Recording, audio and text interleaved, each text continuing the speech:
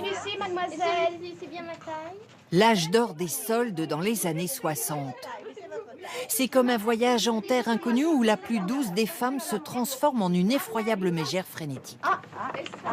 Oh, madame, non, c'est moi qui l'ai pris la première. Je suis après, madame. Non, c'est moi qui l'ai pris la première. Je le prends comme je veux, ne m'affiche pas, je te le dis tout de suite. Pas en train de ne m'affiche pas, alors ne viens pas me casser. Je n'ai rien à si tu veux la défendre, tu la défends. Ça sert à rien, c'est le ton avec moi. Bon, alors fais pas le mal avec moi, tu ne me donnes pas d'or. Et tu ne me fais pas la morale, je te le dis tout de suite. Je me laisse pas impressionner. Tu ne me donnes pas d'or, t'as compris, j'en ai rien que tu viennes défendre une petite puce. Je te parle. J'en ai rien à de ce que tu me dis. Ma chérie, coupe-toi les cheveux au carré et avec un rasoir. Ah, je suis mauvaise.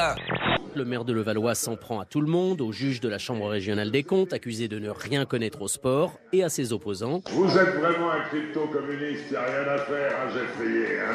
On dirait que vous sortez de l'église, mais finalement c'est le Kremlin. Hein, Harcelé de questions, Patrick Balkany s'énerve. Arrêtez de me parler de Teddy Riner. Écoutez, je vous préviens, la séance est levée.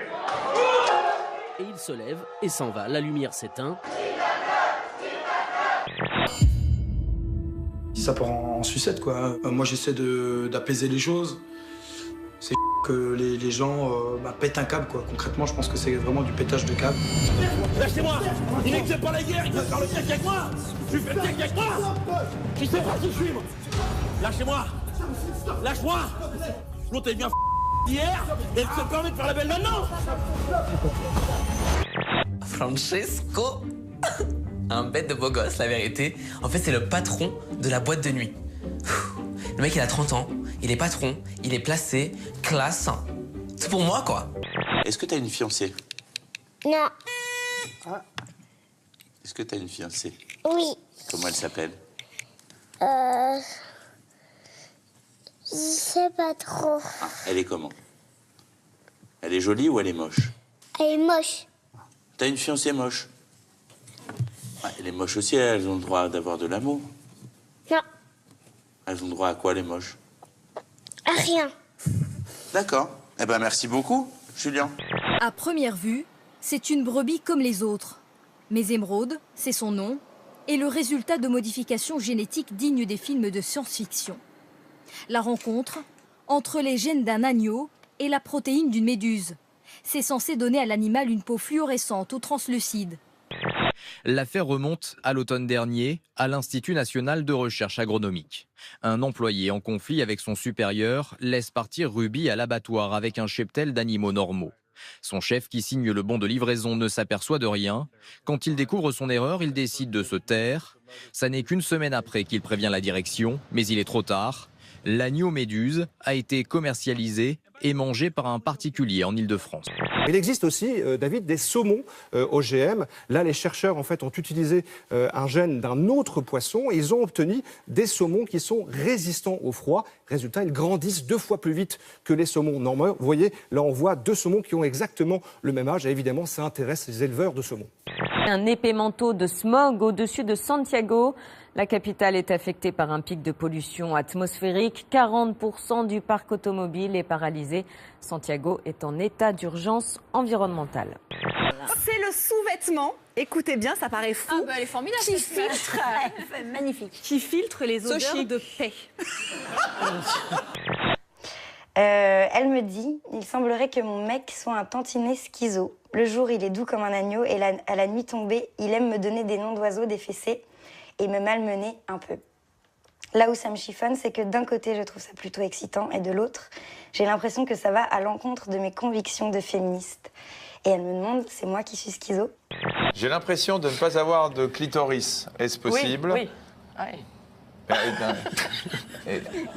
Vous arrêtez pas. À chaque fois que j'interviens, vous dites, c'est pas à vous qu'on pose la question, mais vous avez le droit. Oui. Je reprends. J'ai l'impression de ne pas avoir de clitoris. Est-ce possible? Oui. Je ne ressens rien quand mon copain me caresse à cet endroit. Alors, il peut y avoir... Faut qu'on parle, parce que c'est pas normal. Et pour ce pilote, nous avons décidé de choisir le merveilleux thème du nu. Un thème ô combien passionnant et qui, j'espère, créera du débat. Les codes du porno ont été pillés par l'ensemble des médias. Ils ont été récupérés par le milieu de la mode, de la publicité, de la musique et même de la télé-réalité. On les retrouve partout, même là où on ne soupçonne pas. Ils fascinent, ils font vendre, ils représentent les rapports hommes-femmes dans leur forme la plus rétrograde.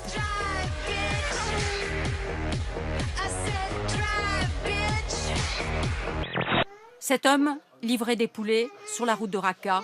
Il est arrêté par les hommes de Daesh. Ils m'ont dit descends. Ils m'ont menotté les mains, bandé les yeux. Ils ont commencé à me tabasser. Puis ils m'ont mis dans une petite cellule. Ils m'ont battu pendant des heures. Pour le faire libérer, sa femme a vendu leur maison, leur terrain et emprunté à toute sa famille. Le groupe État islamique, lui, a encaissé plus de 100 000 euros. Drôle d'image en 2013. Acheter pourvu que ce ne soit pas cher, acheter pour acheter. Ah ouais, j'ai pris n'importe laquelle. Je voulais pas celle-là, mais je la prends quand même.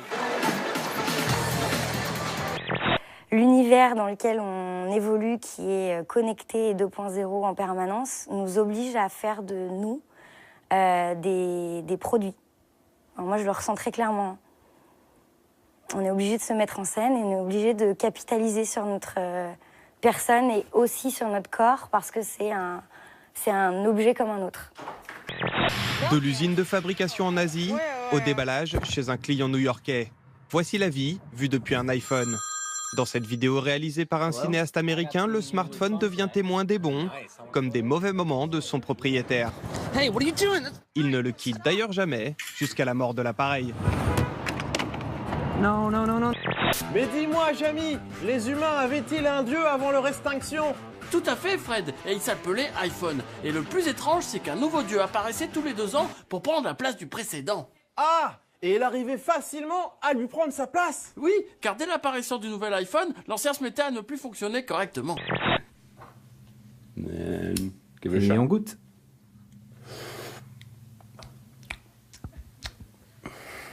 How do you feel right now?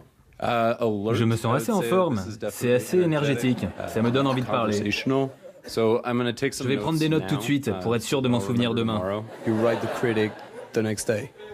Oui, il faut que j'attende le lendemain. Je reprends mes notes en espérant qu'elles aient un sens et j'écris mon article. Jouer à la console dans la rue, voilà le concept développé par un studio parisien. L'installation, un projecteur holographique, un mur et 2 manettes.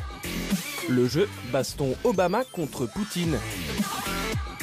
Une pratique qui pourrait bien faire du chemin. Street gaming.